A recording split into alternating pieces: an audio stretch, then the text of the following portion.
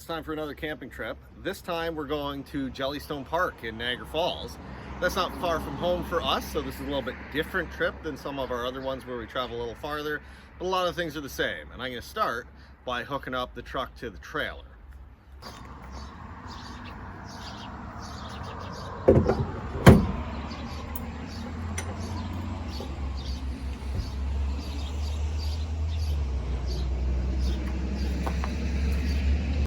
Now, I'm one of those people that thinks anything that moves should have grease or lubrication on it.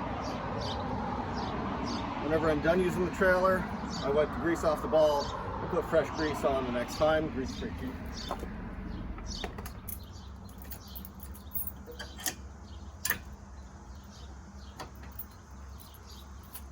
Now, when you first start your engine, it runs on a little bit higher idle to get things warmed up. And if you try and back up like that, it's basically revving the engine up and making you go faster than maybe you want to go. So I always let the vehicle warm up for a few minutes until it comes off that fast idle before I start trying to hook up the trailer.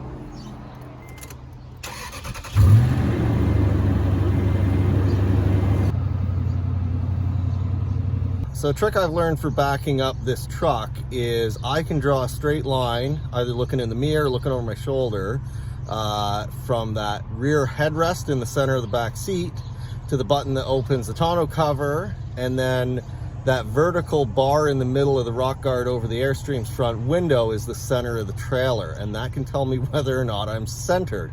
This vehicle's old enough that it doesn't have a backup camera, so I will have to get out and look a couple of times and see whether I'm lined up, but that is a big help to see if you're generally in the right spot. The other thing you can do is use your side mirrors and look to see if you're basically centered on the trailer. That helps a lot if you don't have anyone to help you hook up. So we're down under 1,000 RPM, so the truck is going to back up much better now.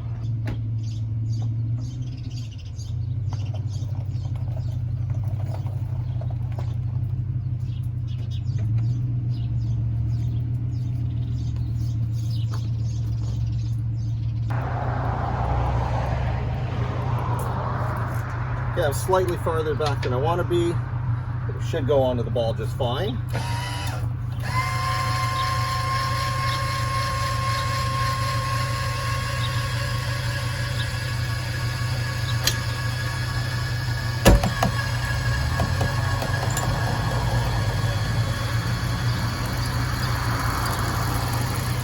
Now all the water is going to run out of the truck that's accumulated in the bed when it rained last night. That's okay, I want the water out anyway. So we're now latched on. You saw this snap down. I like to use the lock, but you don't have to. Okay, we're going back up now. That's going to accomplish two things. First, it's going to verify that this is latched and it won't come back off. The other thing is it's going to unload the suspension on the truck so I can hook up my weight distribution bars. You can go up as far as you want with this.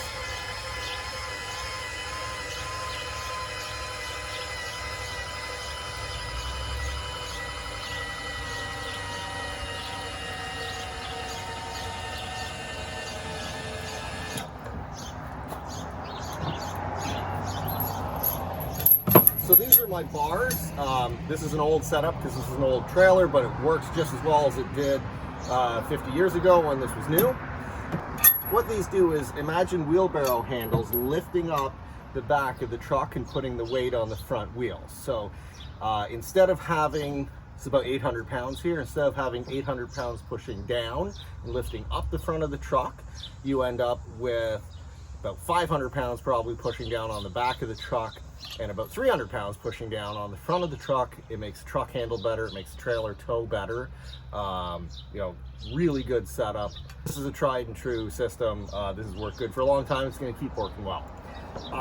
This hitch has grease fittings, so I don't need to grease these bars. My previous hitch didn't have grease fittings, so you had to rub grease with your finger on those, but the newer hitch has grease fittings built in. So they snap in like that. And then we have what are called snap-up brackets.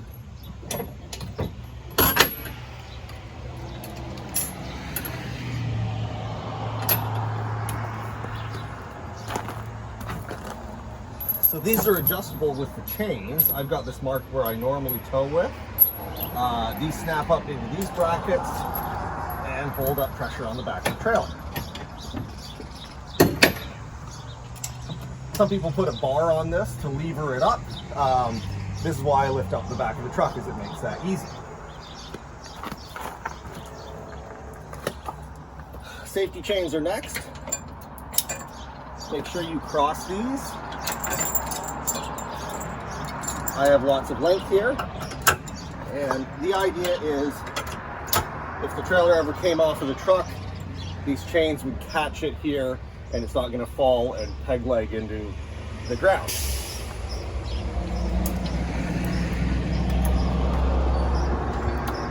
This guy here is the breakaway switch. In case the trailer leaves go, it activates the brakes. You need to inspect these regularly because these little switches wear out. And last will be the lights. Plugs in down here.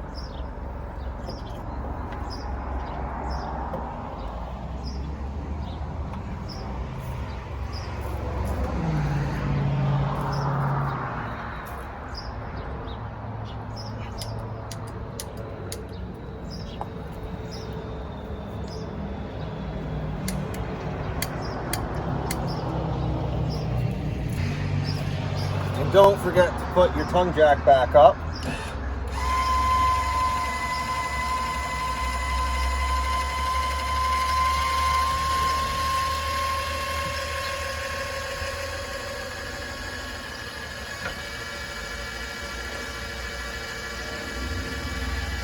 I put mine all the way up. That way there's no chance of it dragging.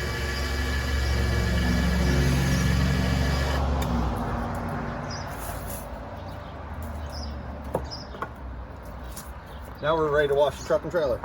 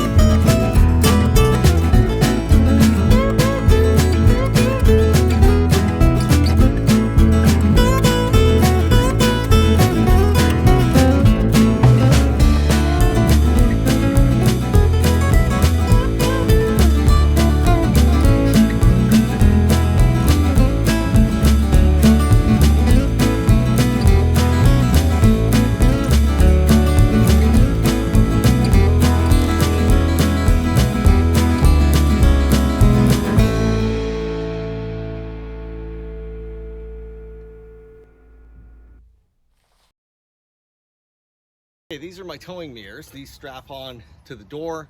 They work great. They're vintage, kind of like the trailer. Nobody makes a towing mirror specific for the first generation Tundra, so I use these. Gives me lots of visibility and they're easy to put on and take off.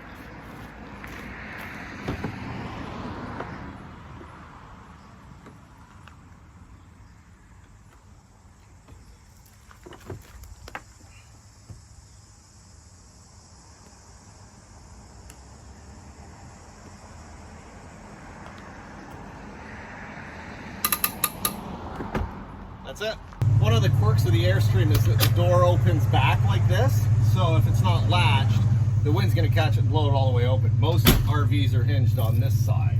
So in addition to locking the door, this piece of wood right here fits in like that, and this will keep the door from opening. And I did have a U.S. Customs officer not close the door after they inspected the trailer, and luckily they put the piece of wood back, because that was all that was holding the door closed, going almost 80 miles an hour on the highway.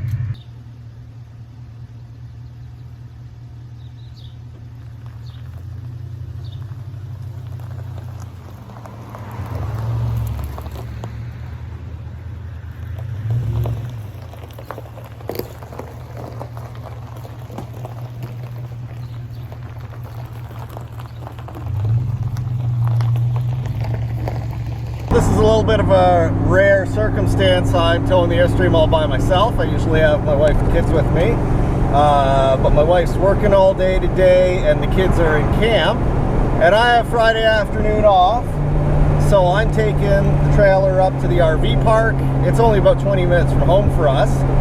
It's a fun place without traveling too far, so I'm going to tow the trailer up, get it all set up, and then I'll go home and collect the rest of the family and head up for a really fun weekend. And it'll be kind of neat that we'll get there and be all set up, don't have to back the trailer in or anything.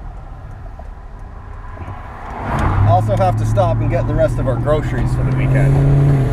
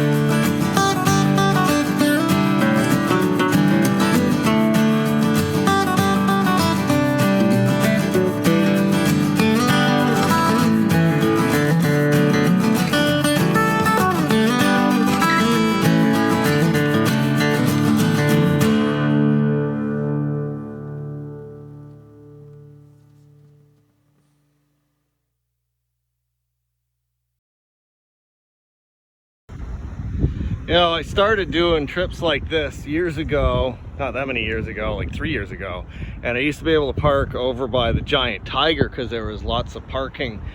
Then they built that Safari place over there, and it seems to attract a lot of cars. So now I'm way over there, so I got more of a hike, but that's okay, I can use the steps. So before I left, actually a couple days ago, I plugged in the trailer and turned the fridge on, put a bunch of cold drinks in. They're now going to go in the cooler, pre-cooled, with a bag of ice I just bought at Giant Tiger. I think that was smart. Oh, they're falling over. Don't roll out, guys.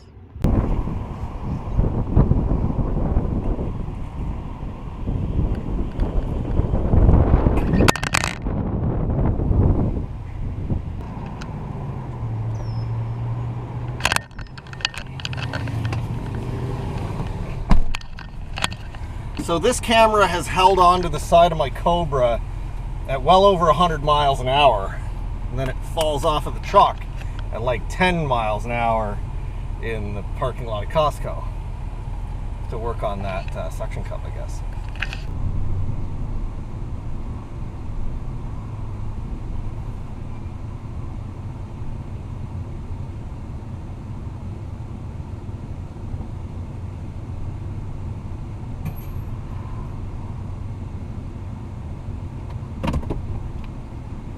So apparently everybody decided to show up and check in at 2:30. So this is the parking lot we're dealing with right now, and we all have to get through this little gate.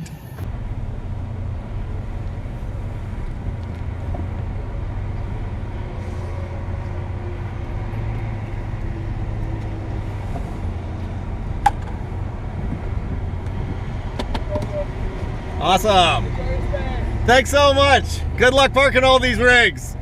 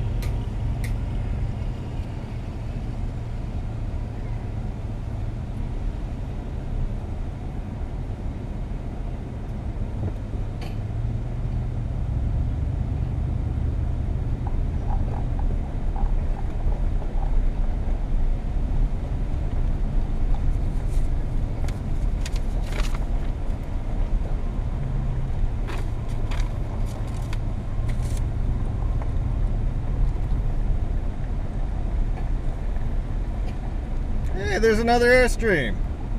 Look at that. And where's that guy from? Virginia. That's cool.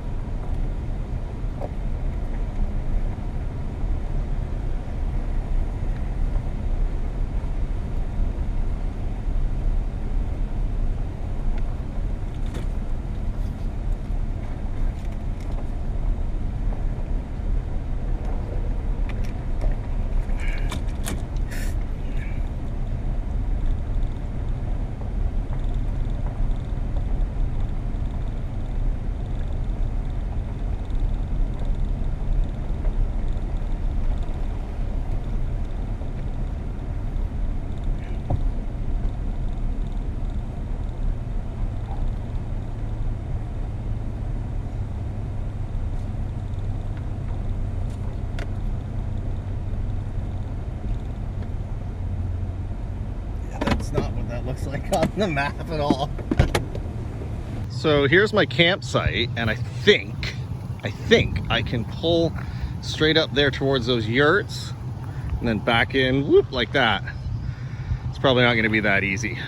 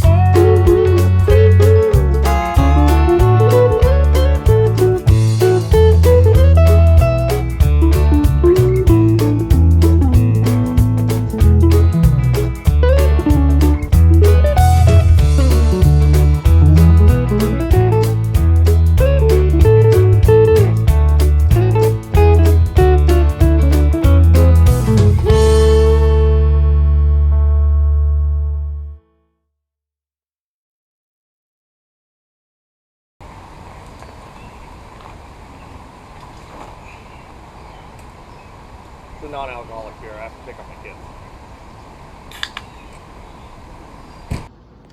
Everybody wants a tour of the 77 Airstream Safari, so here we go. Now, I'm not quite done setting up and unpacking, so things like that cooler aren't going to sit on the floor. But we enter into the kitchen slash master bedroom. That couch turns into a bed. That's where my wife and I sleep. Nice big front window. There used to be a range there. I took that out because we never used it. We do all our cooking outside because we're camping.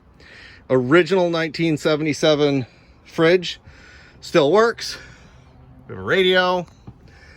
Lots of lights. These are 3-position lights, so you can manage your power consumption, but they're all LEDs, so you can just run them on high even when you're on battery power. This is the kids' bedroom slash where we haul bikes when we're on the road. Some suitcases here. And we got a bathroom down at the end with a shower, which is where we keep our lawn chairs when we're traveling. Everything on this trailer works great, works perfect for our family, and we love it. Can't wait for another good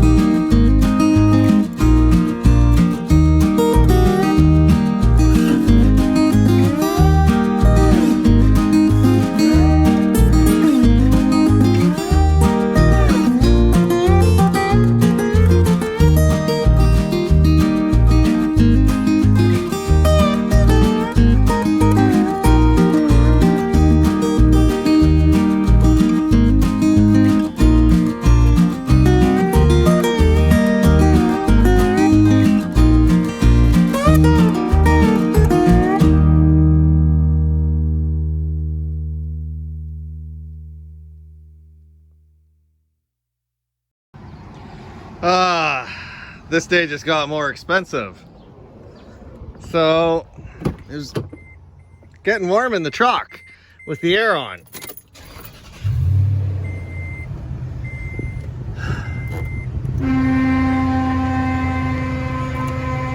I think the AC compressor seized on me. So I can still drive the truck, but I don't have air conditioning. So it's gonna be hot, and we're in a heat warning. Yay. Let's go camping. Yay. And hope nothing else breaks. 2025.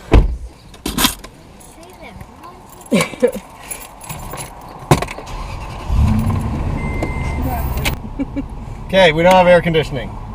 We just have to be hot and uncomfortable. This is what it was like going camping when I was a kid.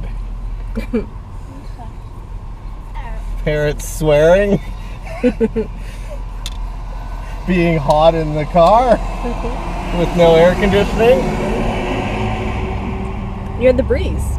Breeze is quite nice, actually. And there's the water park, kids. Look at that. Woohoo.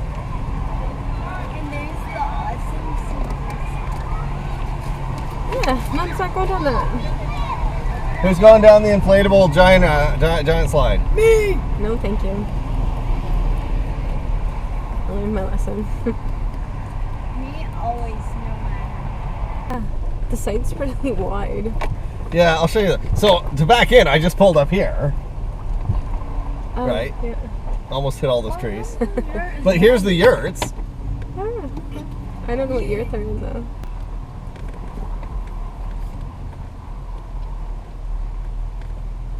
Here we are, children. Campsite. Woo. Oh, your window's up? Charlie's is not. Mine's up. Charlie's is not. I don't think you can roll it up. I think it's locked out.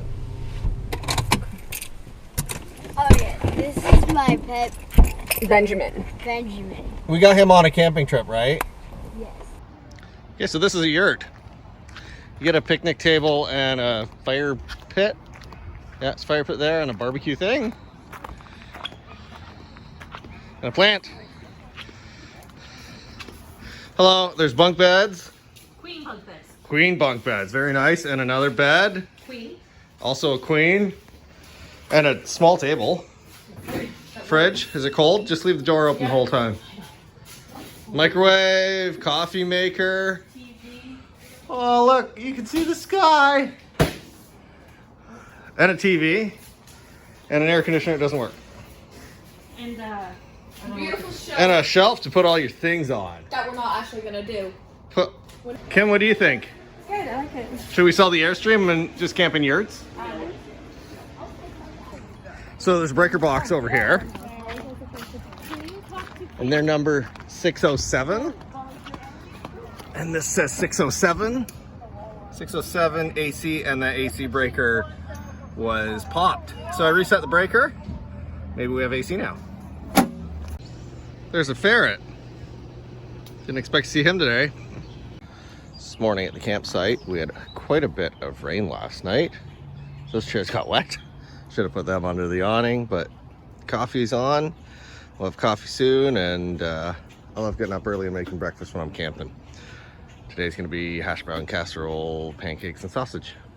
It's my favorite camping breakfast. So that is a large onion cut up and cooked in some butter, 2 boxes of hash browns, some shredded cheese, and 2 cans of soup. Mix it all together and bake it till it starts getting bubbly, and it's delicious. Everyone loves it. We had a great day. We spent almost the whole day at the water park and the pool. We love it here at Jellystone Park. And one of the great things is I'm done my cooking responsibilities for the weekend. I made dinner last night and breakfast this morning, so our friends we're camping with are gonna cook tonight and tomorrow morning. Although that's not gonna stop me, I'm gonna make a cake a little bit later. Anyways, it's a good time to relax in the afternoon with a cold drink. Pearl, what was your favorite part of the water park today? Over part. Yeah, the whole thing was good? And the pool was nice.